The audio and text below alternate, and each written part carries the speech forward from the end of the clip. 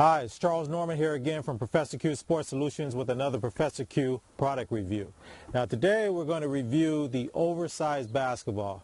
Alright, for all you basketball purists, before you start rolling your eyes, give me a second here and let me explain how I use it and how it works. This is the best tool you can possibly use for kids when you're talking about layups. How many times do kids miss layups in games?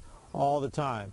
And another thing, my daughter, I actually coached her team. Girls miss layups all the time.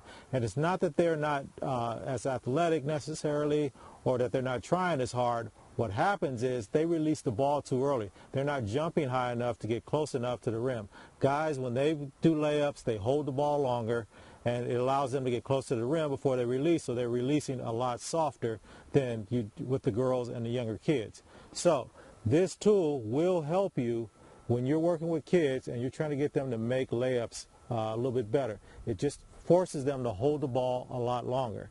Now, so let's move away from the younger kids and even the girls basketball when they're younger and a little older, about junior high school age.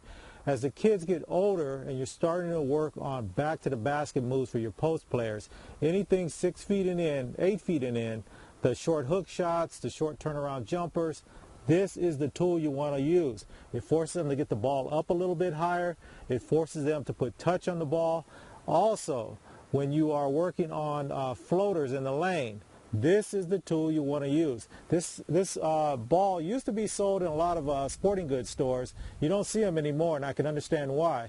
Probably the same thought you have, most people that see these in the stores have. Okay, I see it's a bigger ball, but what do we do with it? Traditionally, it's been used as a ball handling drill to help people with their ball handling, and it can be used for that. But that's not where it's most effective. So if you have kids, you have a post player, and for girls especially also, you want to use this in your practice and your warm-ups. Another thing we're going to do real quick here is I'm going to show you a couple of things you might want to do when you're doing your warm-ups and when you're working with the team so that they will make more layups. We're going to talk about the Mikan drill, which everyone should know about, and then I'm going to give you a couple of tips that I found helps out with kids doing layups in practice. Okay, so we're going to do that in just a moment.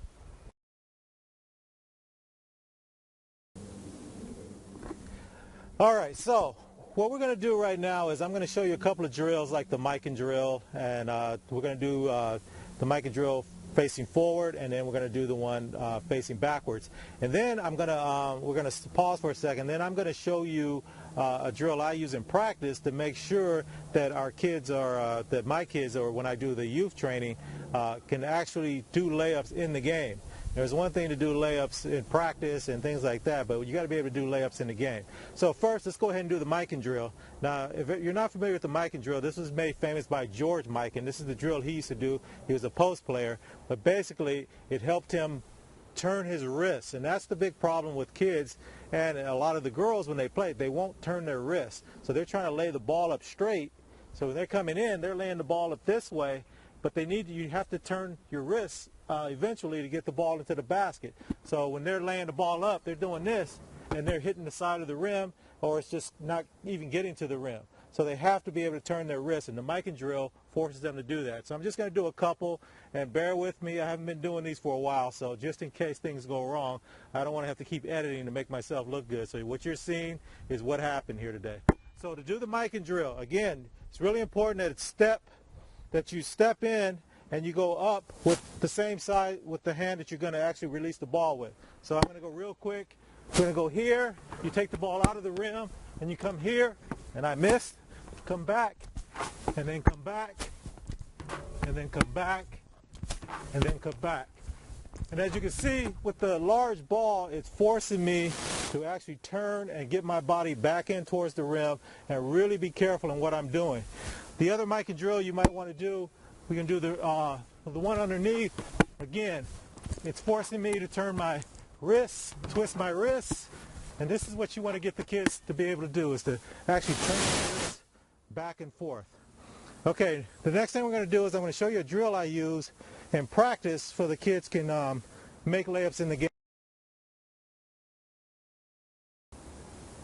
All right, so here's something that a lot of coaches and a lot of parents don't take into consideration when they're doing practices and doing warm-ups, even before the game on game day.